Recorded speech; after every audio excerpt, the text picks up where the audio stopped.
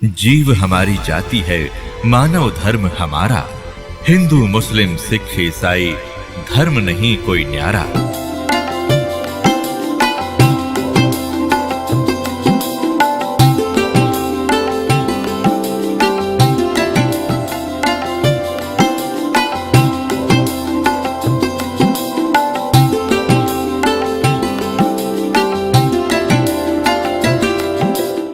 मानुष जन्म दुर्लभ है, मिले न बारंबार। तरवर से पत्ता टूट गिरे, वो बोर न लगता डर। परमपिता परमात्मा पूर्ण ब्रह्म सारी सृष्टि के रचनहार कबीर देव कबीर साहिब कबीर परमेश्वर जी की असीम रजा से आप सभी पुण्यात्माएं परमात्मा की महिमा को सुनने के लिए उपस्थित हुए। आपके पुण्य संस्कार, आपके पूर्व जन्म के शुभ कर्म बहुत ही अधिक हैं, अत्यधिक हैं। तभी आपको परमात्मा की शरण मिली है और ऐसे समय में आपका मानव शरीर है। ऐसे समय में परमात्मा ने यह समय पहले निर्धारित कर दिया था कि जिस समय 5500 वर्ष कलयुग बीत जाएगा तब मैं अपना एक दास भेजूंगा। वैसे तो परमात्मा ने कहा है कि मैं स्वयं आऊंगा। परमात्मा स्वयं ना आए, अपना दास भेज दिया। प्रधानमंत्री स्वयं ना आवे हिसार में, अपना कोई रिप्रेजेंटेटिव भेज दे तो एक का बात समझनी चाहिए, उसमें और प्रधानमंत्री में कोई अंतर नहीं होता। वो प्रधानमंत्री की सब पावर युक्त होता है और एक प्रांत को उस रिप्रेजेंटेटिव द्वारा मिलने वाली राहत पर्याप्त होती है। 600 वर्ष पहले परमात्मा ने अपनी प्यारी आत्मा धर्मदास जी को बताया था।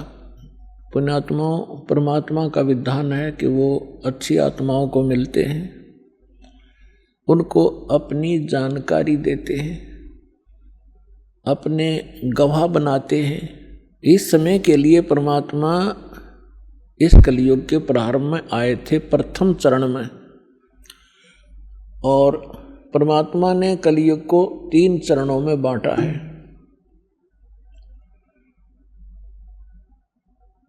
एक तो प्रथम चरण जब परमात्मा सन 1398 से सन 1518 तक 120 वर्ष तक एक सिंपल मैन, सिंपल सिटीजन, आम नागरिक, साधारण नागरिक जैसा जीवन जी के उन्होंने हमारे लिए एक उदाहरण छोड़ा कि भक्तों, ये मेरी प्यारी आत्माओं, यदि आपने यहाँ से पीछा छुटवाना है तो यहाँ की सब बकवादों को सीमित कर देना, नहीं तो ये काल के, ये माया के चोज आपने असंख्यों बार किए हैं और ये आपको यहीं रख लेते हैं। और एक ये भी सिद्ध करना चाहा था परमात्मा ने कि ये ना समझना कि उस समय ब्राह्मण वर्ण जो था वो केवल भक्ति और ज्ञान प्रचार का अधिकारी माना जाता था, और हम यही मानते थे कि ब्राह्मण लोग ही भक्ति करते हैं, इन्हीं का अधिकार है, यही मोक्ष प्राप्त कर सकते हैं। तो परमात्मा ने सिद्ध किया था कि उस समय छुआछूत बहुत ज़्यादा थी और जुलाहा जाति को बहुत ही हेय माना जाता था। शूद्र वर्ण में गिने जाते थे। परमात्मा ने यह सिद्ध करना चाहा था कि जाति और मजहब परमात्मा के पाने में कति आड़े नहीं अड़ता। वो न सहयोगी है न बाधक है। पूर्ण संत प्राप्त हो, सच्ची श्रद्धा से जो सत साधना करेगा, चाहे वो किसी वर्ण में जन्मा हो, अमीर हो या गरीब हो, निर्धन हो, सभी परमात्मा प्राप्ति कर सकते हैं। और परमात्मा सबको सामान्य लाभ देगा।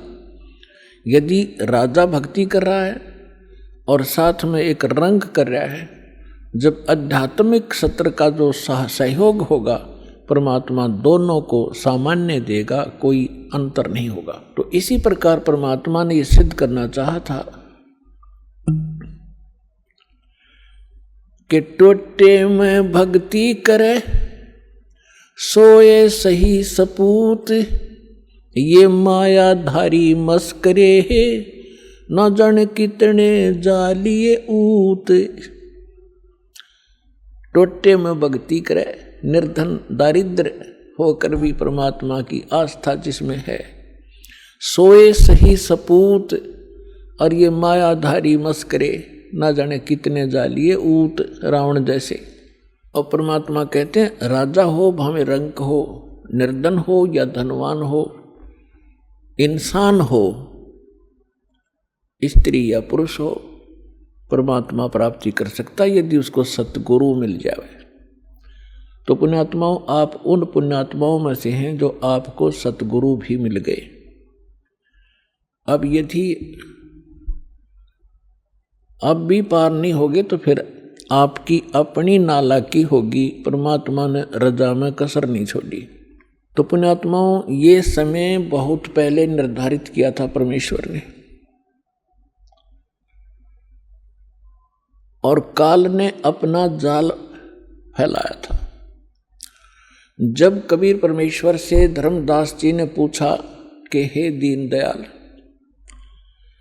आपने जो कथा सुनाई है सृष्टि रचना की, और इसको सुनकर तो ऐसा लगता है कि हम महाअपराधी और कमीने जीव हैं।